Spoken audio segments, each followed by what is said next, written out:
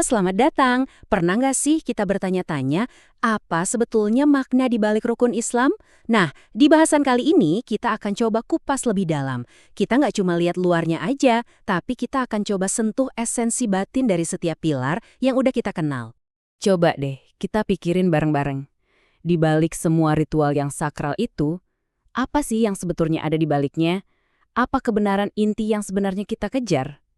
Ini nih, pertanyaan besar yang jadi pemandu kita hari ini. Oke, biar gampang pahamnya kita perlu kenal dua istilah penting ini. Ada yang namanya syariat. Nah ini tuh hukum lahiriahnya, aturan main yang kelihatan mata. Terus ada juga hakikat. Ini nih kebenaran batinnya, esensi terdalam dari semua amalan kita. Keduanya itu ya kayak dua sisi dari satu koin yang sama, nggak bisa dipisahin. Nah, perjalanan buat nemuin hakikat ini ternyata bisa kita lacak lewat kelima rukun Islam loh. Dan pusat dari semuanya, benang merahnya, itu satu konsep yang, wah, kuat banget. Konsep diri, atau bisa kita sebut aku kita yang sejati. Terus diri itu apa sih? Eits, ini bukan soal ego atau kepribadian kita yang suka gonta-ganti mood ya. Diri di sini tuh maksudnya esensi kita yang paling murni. Kesadaran sejati di dalam kita yang jadi jembatan langsung ke Sang Pencipta. Nah, konsep inilah yang nanti akan menyatukan kelima rukun jadi satu perjalanan spiritual yang utuh. Oke, siap. Kita mulai perjalanannya. Dua pilar pertama ini ibarat langkah awal. Isinya tentang kesadaran dan menentukan arah. Ini fondasinya, di mana kita pertama kali sadar, lalu memutar arah untuk menghadap ke dalam diri. Pertama, syahadat. Kalau dari luar kita lihatnya sebagai ucapan kalimat saksi kan, tapi hakikatnya, esensinya, itu adalah momen aha, momen pencerahan. Hakikat syahadat adalah mengenal diri. Ini tuh pengakuan paling dalam kalau ternyata di dalam diri kita ini ada percikan ilahi yang harus kita kenali. Lanjut, sholat. Fisiknya jelas ya kita menghadap kiblat. Tapi coba kita lihat batinnya. Hakikat sholat itu adalah proses menghadap diri. Jadi kita sejenak mematikan suara bising dunia luar, terus kita putar fokus kita 180 derajat ke dalam, benar-benar berhadapan langsung sama kesadaran sejati kita. Oke, jadi kita udah tahu siapa diri kita, dan kita udah tahu harus menghadap kemana. Terus, apa selanjutnya? Nah, langkah berikutnya adalah soal disiplin dan bersih-bersih diri. Disinilah pilar ketiga dan keempat masuk. Kita bicara soal puasa. Jelas, ini bukan cuma nahan lapar dan haus dari subuh sampai maghrib. Itu kan latihan fisiknya, tapi tujuannya jauh lebih besar. Hakikat puasa itu adalah menahan diri.